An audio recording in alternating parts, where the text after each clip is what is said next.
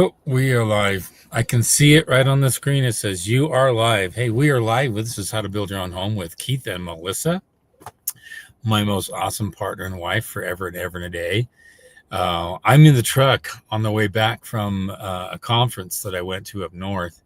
And so it was really windy, super windy, and they actually had an advisory to pull over. So, especially with the big diesel trucks, you can see them on the freeway just further north of me.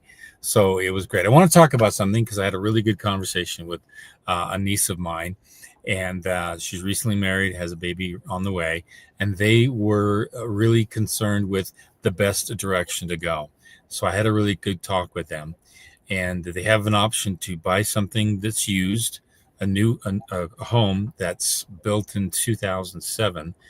And I looked at it and I ran the numbers with her. So the numbers came out to be about $194 a square foot. Wow. Now it's really, really hard to build at that price point. Really hard to build. And what a lot of owner builders don't understand is that when you build a new home, the cost per square foot will give a higher appraisal than an existing home. It's just always the case. But here's the pros and cons. We're going to talk a little bit about that. Is that a good buy? Yeah, it's a good buy. Are the technologies in the home a little more advanced? Probably not. It needs a new roof. It needs a couple of things, but these are all negligible and no real foundation issues, no real like the HVAC system is still in good order. The heating, the hot water heaters is still good order. There were a couple of other things we looked at. There was a bathtub, and if you ever seen master bathrooms where there's a faucet right in the way where you step in, and it looked like it got no use because nobody could get into the bathtub. So the interesting things like that.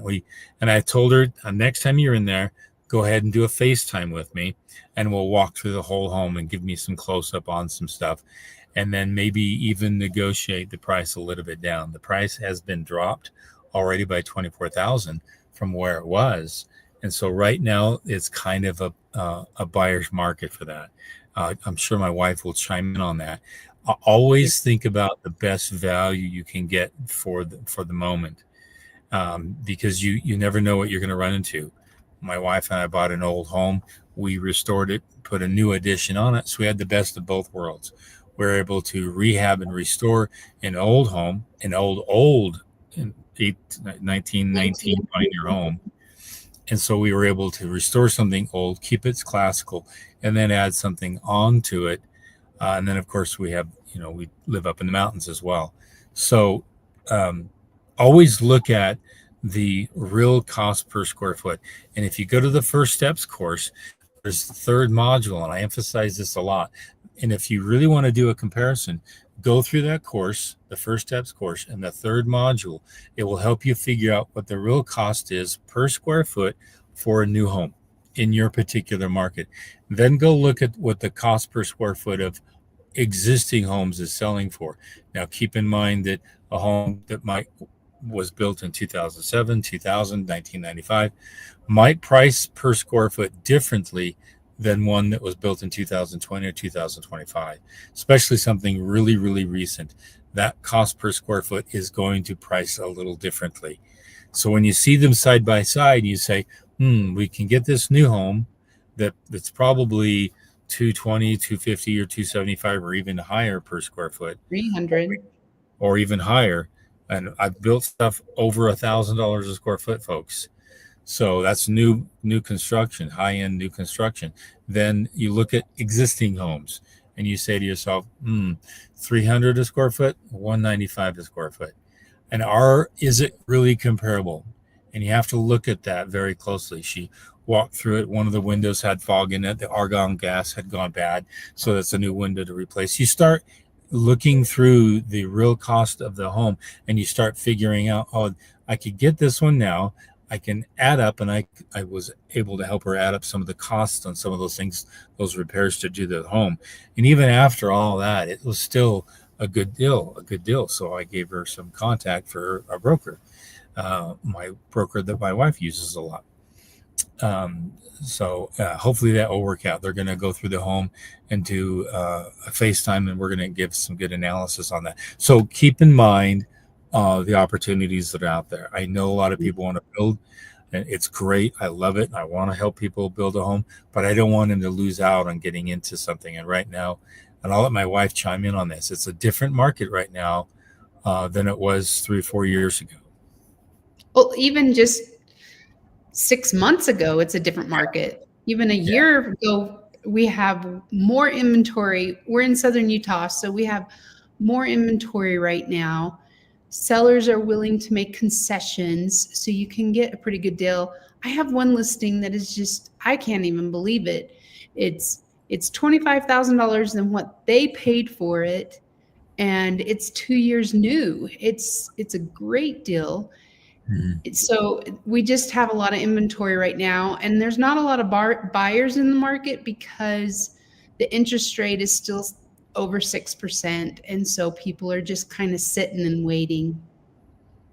Yeah, and there's talk. I listen to some financial experts that I know that I follow pretty well, and Jim Willie, he's really phenomenal. He's actually a very good macroeconomic guy, and he had a couple of other people on his radio show, and he indicated that there's the word out. There's no guarantee on this. I just report what I hear, that there could be a 50 basis point drop in July, which is really a 0.5%. That's all it is, 50 basis points, 0.5% on the interest rate. Now that might be something to consider.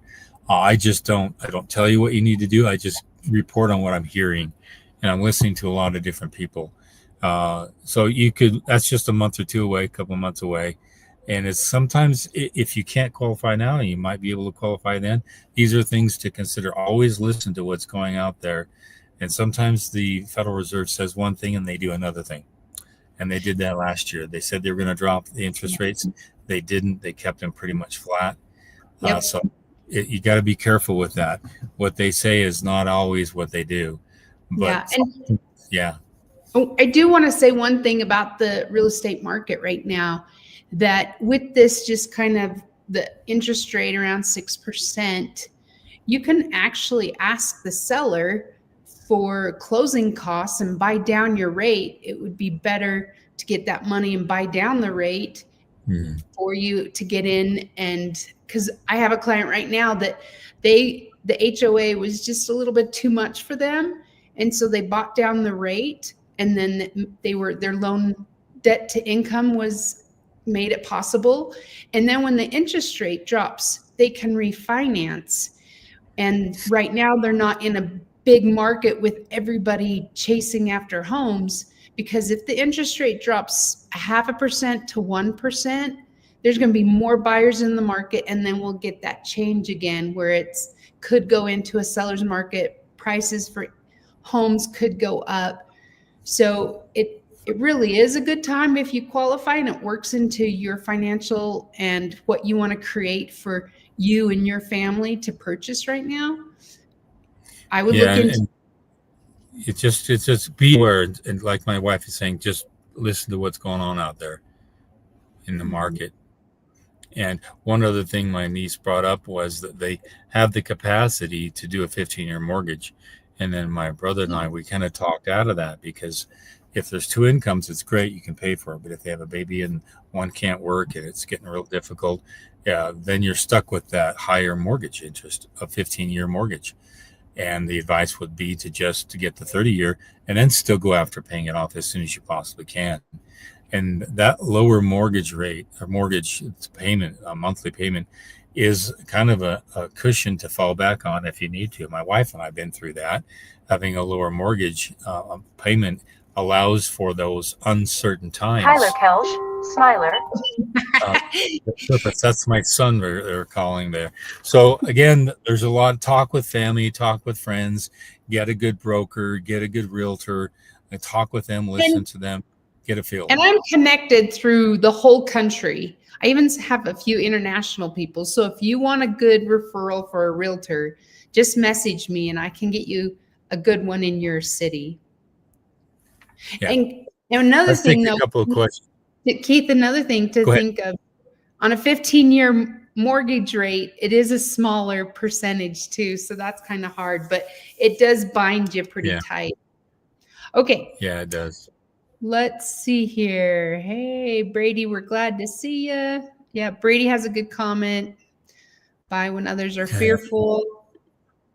Okay, Yep. we have, Buy others when fearful. Keith, look at your email. It looks like Ugly Spaceship emailed you about courses, the courses. Okay. See if you can find it. And Doug was really nice. I'm sorry we had that technical difficulty last week. We have never had that, and we do not know what was going on. And so Doug was nice enough to do screenshot for some of those questions. Keith, the first one, I'm sorry, I know you're probably looking, but what loans can I apply for? Nothing's come through yet. I think it's in the courses is what he said. Okay, go ahead and read that one. Okay, this is from Bateman 3488. I'm going to try and copy it. And it's what loans can I apply for to get the house built? I'm going to put it in the comments. Okay. I'll let you plug some of those in, and I'll just read the ones that have been popped up already because we got quite a few coming in on our. So go to the most recent one. Okay. Here we go. Okay, we'll get back to your loan question because that is. Read it. I can't read it in the. You can't read it? Yeah. Okay. How do you feel about real hardwood floors? Ooh, love them. I have an opinion on that. Yeah, I love hardwood floors. We have real hardwood and then it's engineered, but is that the engineered is going to be better than solid hardwood, and you have to draw the distinction between the two. Solid hardwood is going to have less of a capacity for deflection. It's going to want to do its thing.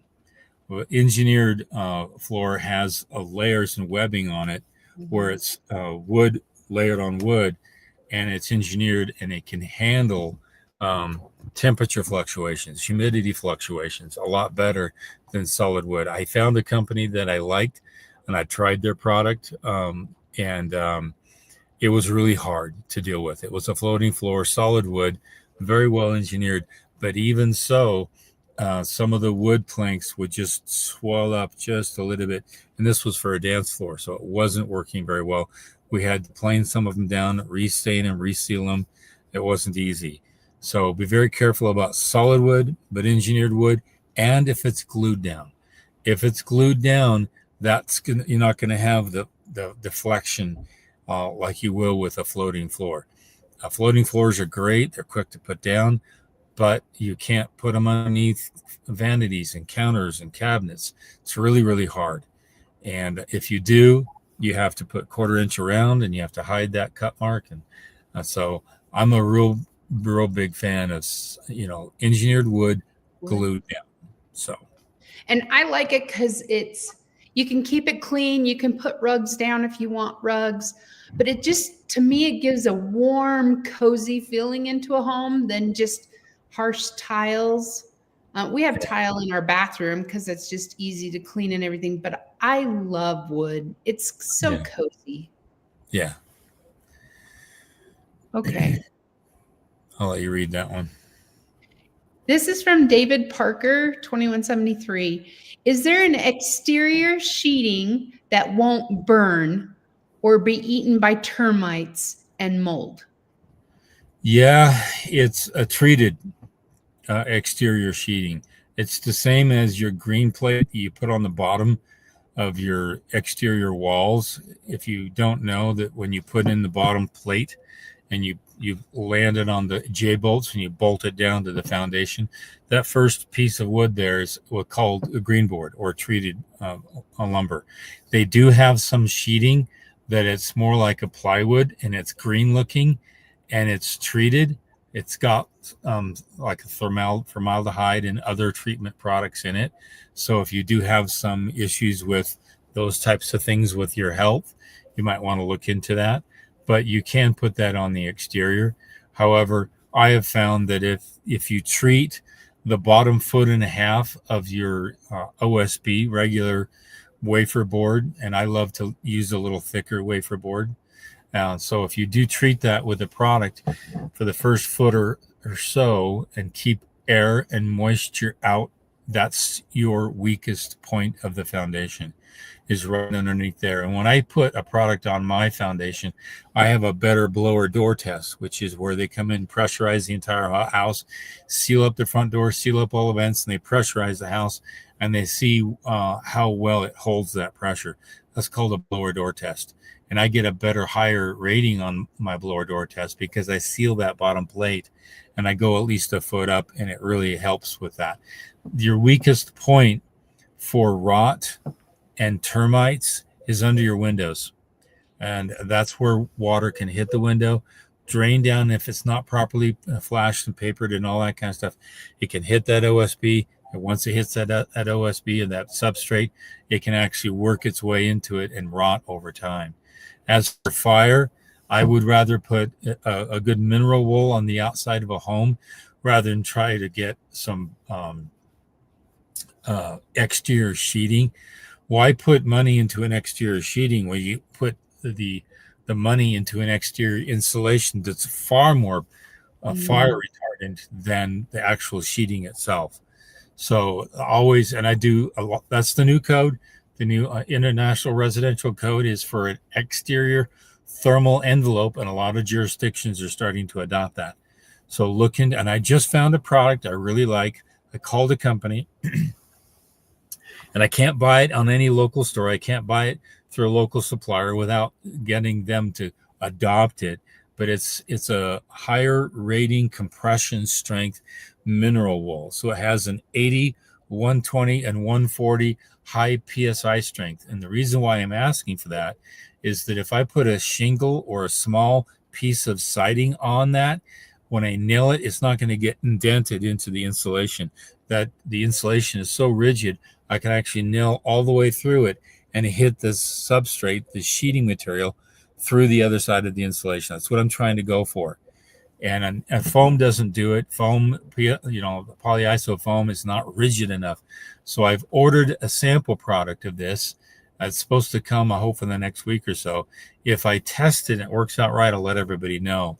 But I'm always looking for the perfect insulation product on the exterior of a home. And we'll see how this one comes out. But yeah, good question. Focus in on the things that are more beneficial, that solve all the problems you're looking for, not in the sheeting, but in a different product you apply to the sheeting. Okay. And that mineral wool is also mold proof, right? Yes, it is. It's all mold proof. Yep. Okay. This is one of the questions from last week that we had that thing. It's from Bateman 3488. What loans can I apply for to get the house built? And yeah, the best way is to go to your local banks and credit unions and see if they'll lend you the money. And Keith has a letter in our self-managed program at howtobuildyourownhome.com. In the self-managed program, there's a sample letter that you can take to your bank and show them the program that you're in. And we've had a couple of our students get their loans because of the program that they're in. Anything you want to add? Is ask around, because a mortgage broker is somewhat a little more diversified than an actual lender. A lender won't, at a bank, they won't tell you what other banks and other institutions are willing to do for you. So a broker has a wide reach, like an insurance broker. They have a wide reach of different opportunities. That's where you have to talk, ask around, know if you know anybody and a friend or family that's really good at that, and they should have at least 5 to 10 years of experience. So they have resources. They know where they can go for lending. And a lot of these institutions that lend, they're not traditional banks. They're just deep pockets that have opportunities for brokers, and brokers make those relationships. And a lot of them are temporary. They will buy the loan, that they will offer the opportunity, and then they'll sell it to another institution. Like we have a mortgage that's been sold 3 times since November of last year. And so you'll see that happen. And sometimes it's a pain trying to keep track of where do I send the mortgage payment. So I look for brokers. I'm a fan of them. I've had a lot more success with brokers than I have just going straight to a bank. Okay, this one is from C Manning 3. It said, we made our plans too big and can't afford them. That happens a lot. We are interested in your sunset plans. If we went that route, would the 3-bed, 3-bath side of the house be under $400K to construct in northern Utah? Yeah, that comes with the garage as an option, above the garage where you could have another living space or even an ADU rental. And I have clients that actually built that. I have a client now, a student that's actually purchased that plan and going with it. I'm curious to know how many square feet you were going for. That would be interesting. On their original one, is that what you're saying? Yeah. And second of all, 400K, does that include the land? Do you already have the land purchased? I mean, I don't know for sure, but the home that we built, how many years ago was that? That's about 2 years ago now. Yeah, and there was their land. I don't know. Are we allowed to talk numbers? Nobody knows. Yeah, we can. We built that one, including the land, and I'll give you some numbers. It was I don't need to give 475. It was 475, and the land was 75. So they built it for 400, but it didn't include the garage. It didn't include the garage, but at the end of the build, we had roughly 40,000 left over, of which we were able to put into some other things like the garage in the back. So it's really, and the only reason why I did that is if I had complete control. They didn't have any custom things that they could change. However, I did take into consideration some of the needs that they had for special needs in their family. So it's a matter of, and then here's the other thing. If you did it in a build, you'd actually save probably another 10%, which is another 40,000 by not paying a general contractor. So it depends on if you have the, and I had to throw in some costs there for overhead insurance, stuff like that. But it's possible. It's a matter of how disciplined you are with it. Yeah. They didn't have any upgrades. Like the upgrade was that it was new. And I think they had concrete floors, which were beautiful. But we had an aluminum roof, which was a higher grade roof. And that's just me. I don't do anything else other than that type of a roof. And that really is going to be a lasting quality for that home for a long, long time. So it's possible with that house plan. And it gives you the option for growing down the road and adding the garage later on. So it's a really streamlined plan. It's really, really efficiently designed. So I want to put on the house plan, honey, that we recently did has 2 ADUs. Okay. Well, we can put that on the website. We want to give us a couple weeks, hopefully, and I'm going to talk with my architect. He's excited. Yeah, put it on there because that is a home where you could get into it. It might be a little more to manage on the mortgage. But if your local jurisdiction at least allows for 1 ADU, that's $1,300, $1,400, $1,800 a month. Who knows? And that really offsets your costs. And that's just 1 ADU. So in my local community, in my town, they allow for 2 ADUs. So check with your local building office, find out what they allow for. But that plan would be just stellar for a lot of families. So. Okay. This is Ugly Spaceship. I'll be building slab on grade, but we'll need approximately 18 to 24 inches of red dirt. Should I level the land before I add red dirt or save on red dirt and only add what is needed? Are you okay there, honey? Say that again. I'm running my car and it was saying, "Are you still here?" Yes, I'm still here. Say that again. Oh my, the things we do so we can be with you today. We love you guys so much. Okay. I'll be building a slab on grade, but we'll need approximately 18 to 24 inches of red dirt. Should I level the land before I add red dirt or save on red dirt and only add what is needed? I'd have to look at the elevation, and these are questions on elevation. And if you don't set the home just right, you're not going to have proper drainage from the home, or you could have possibly drainage into the home, and you want to make sure you solve for that. And look at the geotech report and ask if it's native soils or if it's imported. And if it's imported, where can you import from, and what type can you import from? Is it a city spec road base, or what is it? Whenever I do a slab on grade, I'm going to import at least 6 inches of road base. And because I want a real stable foundation underneath that slab. So I actually factor that in on the builds of a lot of my homes. So good question. I wish I could see the site and look at the lay of the land where things are sitting right now, and I can get some better advice. But more importantly, look at that geotech report and read that carefully, and that's going to really tell you where to go. Okay. Sorry, I had to let the dog out, and now she ran away. Okay. Let's see here. Okay. Carrie Cyril Heiser.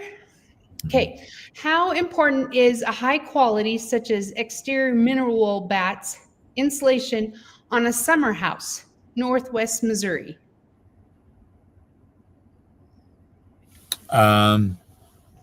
Well, it's a summer house, so it's not being utilized a lot. And if you're not worried about utility costs for that particular time, that's it's not much of a return on investment.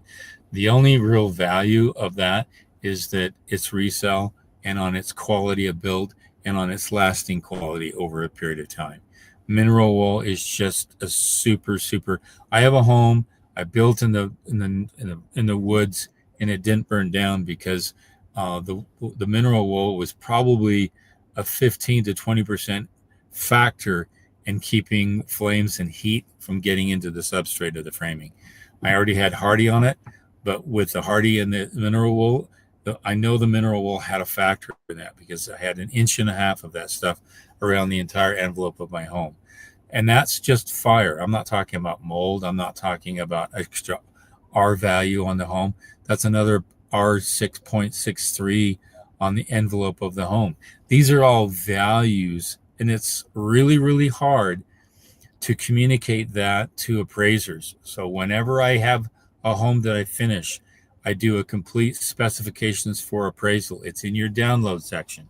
Yeah. Download that. I have something there as a template. Delete and add the features that you put into your home. So when you go get an appraiser, they don't just do it willy-nilly. They have something to go on. And make sure you give them the budget on that and be honest with the budget. Include your builder fee, include a realtor fee. Get that value properly where it is to match with other market rate homes. Don't try to circumvent that. Make sure you hit what's really the real cost if you were a builder, if you were just building this in the open market. So again, it's the value you want for that home that means something to you, or you want it lasting for others, for family. I build homes for families that I build mountain homes, summer homes like you're talking about, where they come to it over time, but they don't want any maintenance at all, none whatsoever. So if you want to come to a mountain home or a summer home and you don't want to, oh God, the paint is sure peeling. Oh, that's so wear and tear. That's a factor. And you say to yourself, you want to come to it without having to worry about it. These are things to think about and where you want to put your money. Okay. Really good question. I think it would be well worth it, just because it would, the fire and insulation factor, that if you did want to go visit it in the winter, or just protect your plumbing too. If you can afford it, I would do it. Yeah. Okay, let's go with the next one. Okay. Hi, Kai. Good to see you. Thanks. Thank you for being here. And yes, let's do a thumbs up. That helps get it out. And also, I did some analytics, And 70% of you that watch our show are not even subscribed. So subscribe. It'll make our whole family happy. Okay, Venom Bunny 94, Western Washington build. Which is best? Subfloor, plywood, OSB, edge gold, etc. I like just the regular OSB 3/4 inch OSB, but here's something you can think about. You're in Western Washington. You might deal with a lot of rain, and I always factor in weather. Like I've done 2 mountain homes over the winter now. After we got the subfloor in, I went ahead and covered the floor with a good decking product material, and you've seen some of that product that I use. And as the weather started to get bad, I was protecting that subfloor. Had I not done that, I've seen a lot of builders, that subfloor goes to town, and they don't talk about that with the client because they just figure it's all going to get buried in flooring, which oftentimes it does, but they don't know that there's some damage that has occurred. So I always protect that subfloor as best I possibly can. If you use the zip system, that's where I love the zip system on the roof and on the subfloor, because it helps to have that coating on there that really protects from any damage on there. So if you're going to deal like in Washington, especially if you're in the eastern part of Washington, constant rain, you're going to deal with that. And it's nice to be able to get that protected as the construction process continues. So I hope that answers your question. Just think about how weather impacts your whole build process, and that's going to really tell you what you need to do. Sarah's responding to Hannah Banana. I am so sorry, Hannah Banana. So I just put a response in there about your loan. I hope you can get that fixed. Okay. Okay, let's go to C. Manning 3. Original plans, 28 square feet with 600 square feet bonus room. Property is paid for, 0.4 of an acre. I think this one is back up. Is this one back up to? Is that with the sunset plan? Well, we made our plans too big. Okay, so it was 28, but the sunset plan, I can't remember the size for the sunset plan. I think it's close. It was under 28. Yeah. Yeah, it's under that. And the 600 bonus. The only thing I could think of is on your original plans, if you closed off the 600 bonus and just left the door there and then finished that later. I don't know. Yeah, I advised somebody to do that just recently. They got it framed in and they just sealed it off so they can go into it later on. But yeah, we would love to help you with the sunset plan if that works for you too. Yeah, just reach out to me and mention that we talked on this, and I can tell you. That's for the plan only. If you need a site plan done, then there's an additional cost that Lonnie can do that, and he can place it on the site, make sure he identifies where the fire hydrant and water and the gas are all entering into the property. And then if there's any tweaks, you can get those tweaks done real quick from him. And then we do have an engineer who's licensed in close to 49 states or 40 or so states. And more than likely, he should be able to help you with some engineered plans. And it shouldn't cost you more because it's a reuse. He just might look at your geotech and look at your seismic requirements in your particular area and might make a few adjustments, but it shouldn't cost too much because it's mostly just a reuse. So there are some costs after you purchase the plan, but that was my sister-in-law. But yeah, reach out to us and let us know what you're doing. Okay, the next one. What brand is the aluminum roofing? It's Permalock. Permalock. Yeah. Permalock. Permalock. Yeah. Okay, here we go. Craig Lofgreen, self-managed student. Yay. Okay, OmniBlock finished. Great. Framing just started. Couldn't have done this without you. Big thanks. Oh, you got to send us pictures, or maybe you already did on Discord, so I'll have to go look.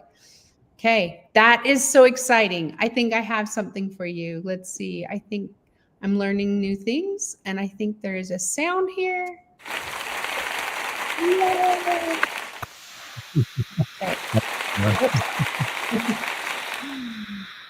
Oh, back to comments. Try to make it fun. Okay, let's see.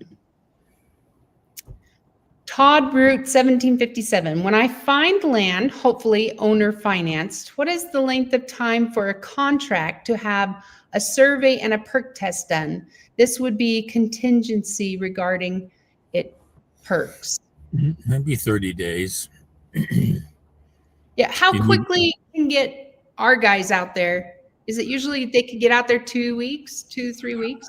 Right. I've had some bad spells with a couple of geotechs lately, but you want to ask them. He says, I'm in a due diligence period. How soon can we get these geotech things done? And they should be honest with you. As long as you say, I'm in a due diligence period, and you say it's 30 days and I have to have all this done by XYZ, can you do it? And if they can and they feel confident about it, then go ahead. But if they're totally booked up, then they should be honest about that and then go on to the next one. Okay. Here we go. Trucking Travels 23. What's your thoughts on zip, our insulated sheathing building in Las Vegas? If it's insulated, I like it. If it's not insulated, I'm not interested in it because I've seen too much go into the framing envelope without additional value in the insulation envelope of the home.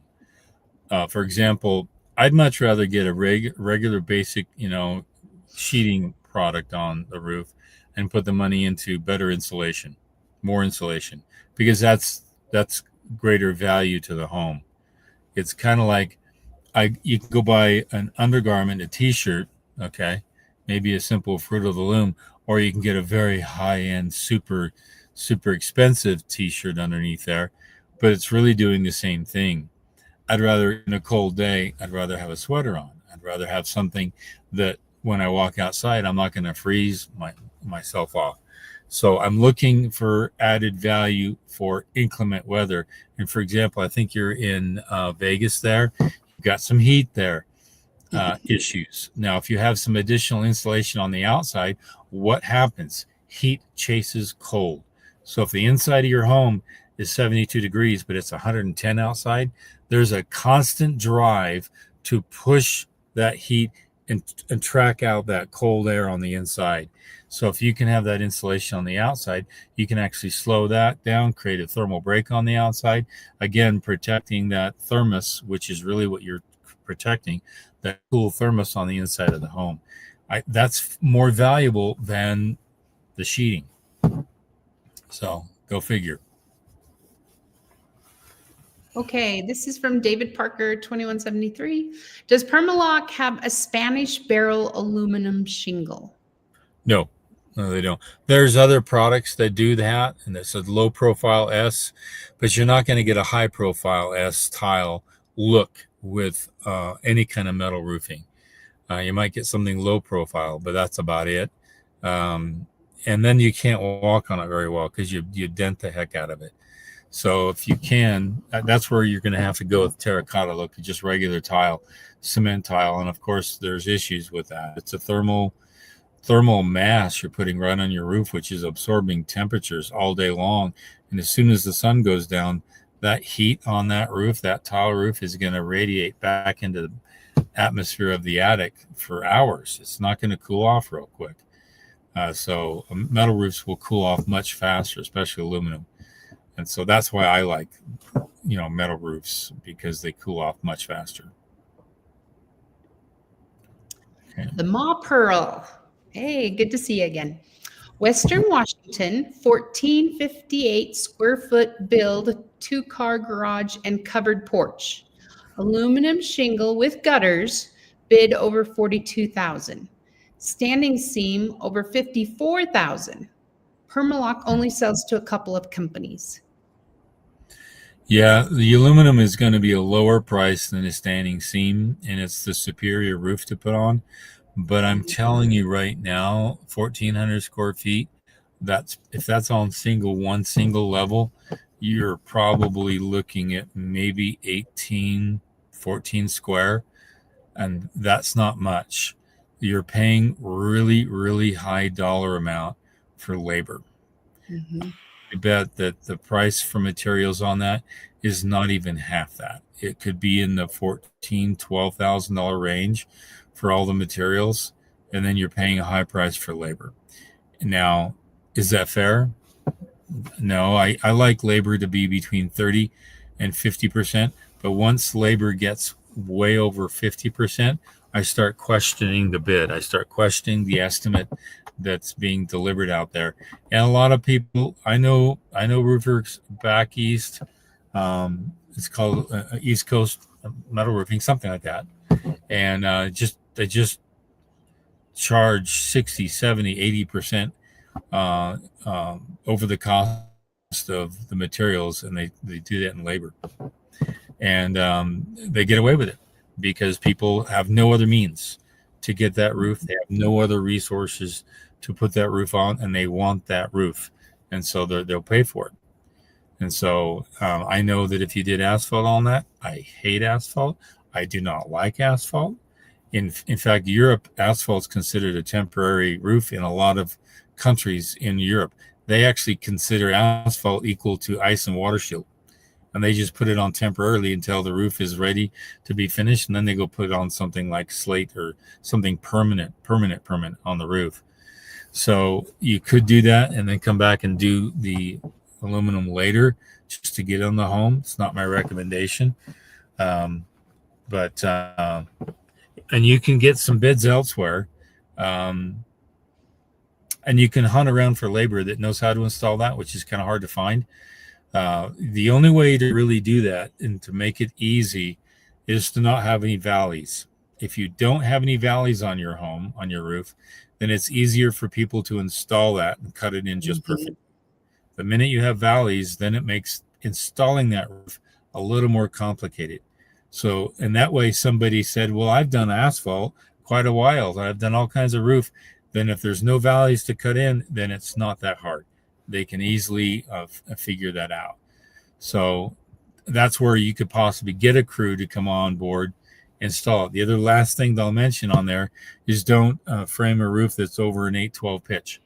If you're 812 and above over it, then you're also increasing the complexity to install that roof. If you're between a 5 and 6, between a 5 and 712 pitch, which is a perfect pitch for that particular roof, and it's easier to install, and you don't feel like you're going to fall off the roof when you're up there, that's where it's easy to install. People can work it out. People can figure it out, and they can put it together. So all these things are factors that I think about when I'm designing a home. Where the labor costs are, where the difficulty is, and if I have to get a new, if I'm doing a home right now for a client, signed a contract earlier this week. We're going to do a restoration project, and they want aluminum shingle on the entire exterior wall of the home. Wow. And so I sent off the material costs on that, and I'm hoping to see if I can get it back and maybe beat the bid on some other products that they were approving. So I go through this all the time, and I think of complexity of install, complexity of something that somebody's perhaps never done before, but I know it can be done. They just have to be shown a little bit, and they're on their way. So good question. Good question. Okay. Ugly spaceship. My home will be built in South Louisiana. I had a friend that just moved out of Louisiana. Sorry. Many things you talk about just aren't done down here. Almost no one does a geofence, or she probably means the geotech report. No perk tests needed, et cetera, et cetera. Will your course be okay for me? Yes, it will be okay with you. Just keep in mind you're probably in it's called a parish down there in Louisiana, and the parishes are very, very small. They're not like counties out west here. In fact, if you look at Louisiana, it's broken up into these smaller parishes, and they don't have the sophistication, and they don't typically have the infrastructure or the manpower to check, inspect, all that kind of stuff. You might even have just a simple application. You go out and do your thing, and you're on your way. There's some counties in in Texas that are like that. There's no heavy-handed authority kind of watching you and checking you and all that kind of stuff. There are a lot of places like this in the United States, especially the Midwest. So that's actually to your favor. However, you don't have a second pair of eyes looking at things and checking off things, passing off things. That's where the checklists come into play. When you have the checklists, you download the checklist, you watch the video, and you go to the job and you have 4 or 5 checklists for framing, 3 or 4 checklists for plumbing. And you can actually walk on a job, look at a checklist and say, can you show me this? And they show you that and you check it off. And it gives you that edge that you might not have because you don't have an inspection team or a permitting office that will help you with that. So yes, the program is really, really helpful for that. Okay. And if you don't require a geotech, that's something I do recommend, or at least talk with a geologist locally. Hey, I'm looking to build here. Do you recommend that? Oh yeah, that's really bad. We know there's some collapsible soils there. We highly recommend you have a test pit done before you actually begin. Because how many times have you heard homes, oh, pour this home, they had a foundation crack or something like that. And it's all because they didn't prep the soil properly. And the only way they know how to do that is if there's a geotech engineer that actually tells you what to do. So it's a real good safety measure, Okay, EMQZ8WJ. Hello, Keith and Melissa. What are your thoughts on putting a radiant barrier of some kind up in your attic to try to help cool off your attic? Will it do more harm than good? Thanks. That's why I like the aluminum roof, because it's a radiant barrier on top of the roof. That's where it needs to be, especially if you're in a hot climate. If you're in a colder climate, then they have an OSB material that you can buy that has a radiant barrier affixed to the under part of the sheeting, and that's going to keep heat in during the winter time. Again, it's where your environment's at. If you're in a southern dry hot climate, or if you're in a northern colder climate, or 9 months of the year it's cold, these all change how you go about doing what you want to do. But the radiant barrier underneath the OSB is the most affordable, and it's easy to install. As the framers are framing the house, they flip it down and make sure that that foil part is facing downward, and it's really nice. There's a lot of builders in my particular area who do that. They put that radiant barrier on there, and it actually helps to some degree during the summer to refract heat and whatnot back out through the substrate, back out through the tile, back out into the atmosphere. So it doesn't really have the full capacity to reach through and radiate heat into the attic space. But again, in hotter climates, it's better to just have it right on top of the roof. But that's a different roofing product. There's a different technology. It's a different approach. Okay. Good question, though. It's not that much of a cost, believe it or not. You can go to a local supply company and ask them, what's it cost to have that my sheeting have a radiant barrier on it? And they'll tell you. Okay. Okay, all things Rocco. I bought self-managed course a while back. How do I join Discord? Okay, it comes from my email. I did put my email in the chat here, and maybe it went to your spam or promotions folder. And the link, Discord link, only works for a couple of days. So you need to reply back to me or send me an email with your email that you signed up in the course, and I will send you a new link that you can sign up at. Okay? Yeah, we want you in there. There's a lot of conversations and a lot of learning and stuff. Okay, let's see. Oh, back to the Ma Pearl. No valleys on our roof, 512 pitch, simple roof, Permalock won't sell us the product. Say that again. The Ma Pearl, she has no valleys on her roof, 512 pitch, simple roof. Permalock won't sell us the product because they want the warranty to be, they want it to be installed properly so it has the warranty, because it's a 100-year warranty, right? Yeah, manufacturer's warranty if it's installed right. So Yeah, get some more I need bids. to talk with Jake on that and say I would like to buy this, but I don't need to have the warranty. I know it's a great product, and typically, if you just send in the plans, he'll give you a bid on the total material costs. So I need to chit chat with him. Brady brings up a good point. The bids from a contractor not familiar with the product, and so they increase their price to cover unknowns. Will Permalock look recommended a local installer familiar with the product? Even if they Yeah, have to travel further, maybe that's what you need to do. yeah. Okay. David Parker, what is your favorite Permalock aluminum shingle, both aesthetically and functionally? What is your favorite Permalock aluminum shingle? They have different Yeah. embossed looks. One's a slate, one's an embossed slate, and the other one's just an embossed look. I like the embossed look, and then they have some standard colors that are 1 through 9. I like the um, Tudor brown. Tudor brown is a good look. So is the black. Those are kind of popular right now. Then they have some high end patina colors too, which are a little pricey, but they're both good too.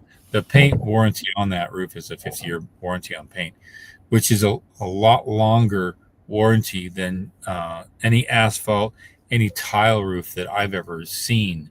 Just the paint warranty alone on that is pretty phenomenal.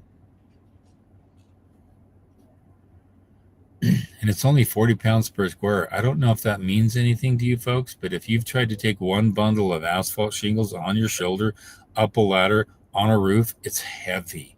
It's super heavy. And it's around 300, 400 pounds per 10 by 10 squash section. Tile roofs are over 800 pounds per 10 foot by 10 foot section on a roof. The aluminum shingle is 40 pounds. You can take a full square up on your shoulder on a roof. To me, that's just super labor efficiency. And a lot of people don't think about that. When you load a tile roof, you have to have a whole crew come and load it with a pulley system to put it up there, and it's backbreaking. It's super backbreaking. So I wish that we could just change our perspective on roofing products just for a little bit and think, okay, when you put something on a roof, would you like it to be there for just 15 years or 100 years? Think about that. My wife and I bought an old Pioneer home, we had to replace the roof. It had 4 layers on there, which is beyond code. You can't put more than 3 layers on a roof. After 3 layers, the entire thing has to be stripped off. Well, in 100 years, and you did asphalt shingle on a roof, how many times you're gonna put new asphalt shingles on 100 years? Probably at least 3 times, possibly 4 and 5 times if there's not proper ventilation in a roof. And with asphalt shingles, you need to ventilate your roof. So think about that. Would you rather pay for 3 or 4 roofs in the course of 100 years or just one? That's the way I think. I'm always thinking about the future, always thinking about family, those who inherit the house, what the value is going to be to them over time. We live in every home I've done that I put aluminum shingle roofs on. They look sparkling new. They look like our house. We've had it on how long now? 10 years, 15 years? It still looks phenomenal. So I love that kind of material. I love that kind of technology. I love that kind of value in a home. So hope that answers you. Yeah, let me get these. There's a few questions from last week that Doug emailed me. Okay. And let me get up here. Doug says, after you put up the exterior mineral wool, what is next? Furring strips or what? It depends on what you put on after that. Like I was mentioning with that mineral wool, which has a higher PSI strength, and there's 80, 120, and 140. I'm waiting to see how rigid that is. And if I can handle a nail to put a shingle on there, then I don't need to do any furring strips. It would handle for sure a batten board product because you have a big board going up there, and that board can easily take a nail through it. But a shingle or some other smaller product, will it bend or not inside the insulation? If it does, then you put some furring strips up there. So I don't like furring strip. It's just another step I can do away with if I can. And so that's why I'm very interested in this new product to see what happens. But I've done shingles, large shake shingles, and it's a kind of a wide 4-foot length shingle, and 9-10 inches high, and that handles a nice, especially some harder finish nails that go all the way through the insulation. But something smaller like an aluminum shingle, like I'm trying to figure out with another home, aluminum is so bendable, it will, the flap that you put the nail through might just get messed up in the insulation. So these are things I'm looking at to see if I can't combine technology to make for something very efficient. So okay, here is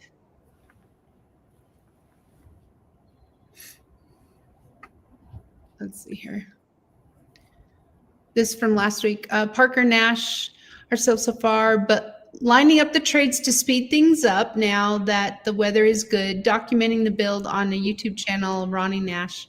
Just want to say thank you for all the info. Keep it coming. okay, you're welcome, Ronnie. That's awesome. That's awesome. Good job for doing a YouTube channel. I think Brady has one too, and he's in Wyoming. Yeah. Okay, I think that's it. Great. We really want to move in the direction of allowing people to send us videos on things they learn, things they do. If you're interested in that, please reach out to us to contact the instructor. We'll give you some directions on uploading a video, and we'll edit it for you. If you're really interested in that, we want to kind of help. Wait a minute. That's a lot of work editing, honey. Don't volunteer that. Well, if you just have like 3 or 4 B-roll and then a main video you did, that's not too bad to put together. No, if it's like we are 36 already behind on B-roll. yeah, I mean on editing. so I really want to out. I really want to allow opportunities, because it's how to build your own home, and we are all mentors to each other. We help each other out. This is something we've been wanting to do for some time, to really help out the outreach and the community, and because we learn from each other, we really do. Yeah, our minds have a lot more ideas than what our bodies can actually do, and so I have to nip that editing part in the butt, because we are behind on videos because of the editing. We are behind. So it was a good thought, honey. You're always giving. I appreciate that. But okay. Anything else here before we go? We're almost done with our hour. Yeah, that's good. Thanks, everyone. We're so glad you came today. Yeah, we'll be back next time. And like, subscribe, share, all that kind of stuff. And go to howtobuildyourownhome.com. Take the First Steps course. It's really, really helpful. It's got some stuff in there that will open your eyes. And then make sure, and I get this happen to me all the time, hey, I bought the First Steps course and I went ahead and bought the second course, but I forgot to see that there was a coupon code in the last class of this First Steps course. Make sure you use that coupon code. It'll give you a discount for the self-managed course. So do that, and we'll be here next week, every Thursday from 5 to 6 p.m. Mountain Standard Time. So yeah, and in Discord, there is a place, there's a channel, a file where you can post your updates, and people have been putting their videos and photos. So there is a place for updates. Okay. Just message me in Discord if you can't find it, and I'll help you. Yeah. And if you have questions, you're in the self-managed course, go ahead and message the instructor in any particular course module you're in, and I respond to those really, really quickly. And you'll see as you go through the course that there's a lot of communication with a lot of students over the course of the past couple of years. So I respond to those. And if you have a specific question, message me in the course. Okay. Yeah, well, Keith is way better at email than me. Yeah. We'll see you guys next week. It's great. We had a great time.